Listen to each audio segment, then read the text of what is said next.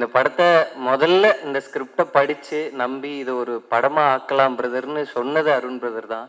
உண்மையில நான் கூட இத ஒரு படமா ஆக்க முடியுமா? இது ஒரு கமர்ஷியலா இருக்கா தெரியலையே அப்படின்லாம் தயங்குன அந்த நேரத்துல, பிரதர் இந்த கதைய நம்ம சொல்லுவோம். இந்த கதையில எனக்கு இந்த கதை அவ்வளோ எமோஷனலா கனெக்ட்டா இருக்கு. இந்த கதைய நம்ம பண்ணுவோம்னு என்கிட்டேருந்து அத எடுத்து ஷோல்டர் பண்ணிக்கிட்ட பெர்சன் அருண் பிரதர் தான். அவருக்கு தேங்க்ஸ் சொல்லிக்கிறேன். அதுக்கப்புறமா இந்த கதைக்கு அடுத்து வந்தது சித்தார்த் சார்.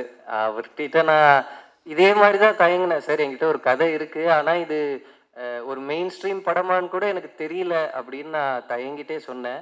சித்தார்த் சார் வாங்கி அந்த ஸ்கிரிப்ட படிச்சு, இதுல ரொம்ப முக்கியமான விஷயம் அப்போ ஒரு ஒரு பெரிய வெற்றியில இருந்தாரு. சித்தா வந்து மிகப்பெரிய அளவுல கொண்டாடப்பட்ட அந்த நேரத்துல, அவர் என்னைய ஞாபகம் வச்சு, "உங்ககிட்ட ஒரு கதை இருக்கா?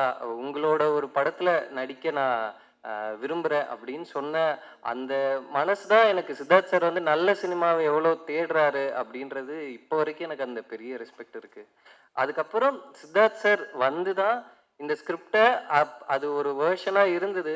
சித்தார்த் சாரோட, அருண் பிரதரோட பேசி பேசி தான் அது இன்னும் ஒரு 2 டிராஃப்ட்டா ஆச்சு. அது அ அ வேற ஒரு பொட்டன்ஷியலா இருந்த ஒரு ஸ்கிரிப்ட். அது வேற ஒண்ணா இன்னும் வளர்ந்து இன்னைக்கு இப்படி ஒரு படமா இருக்கிறதுக்கு ரொம்ப முக்கியமான காரணம் சித்தார்த் சாரும், அருண் பிரதரும். அவங்க 2 பேருக்கும் நான் ரொம்ப தேங்க்ஸ் சொல்லிக்கிறேன்.